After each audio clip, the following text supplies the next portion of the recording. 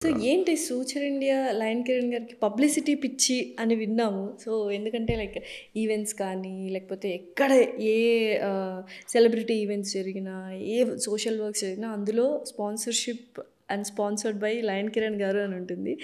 So కొంతమంది దాన్ని help అని అనుకుంటారు. కొంతమంది బిజినెస్ ప్రమోట్ చేయడానికి అదొక స్ట్రాటజీ అనుకుంటారు. కొంతమంది పబ్లిసిటీ పిచ్చి అనుకుంటారు.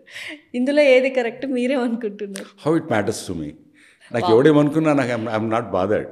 సో నా ఆబ్జెక్ట్ ఏంటి అనేది నాకు చాలా ఇంపార్టెంట్. ఇక్కడ ఏమంటాను నేను, అమెరికన్ స్టైల్, బ్రిటిష్ స్టైల్ అని రెండు ఉంటాయి.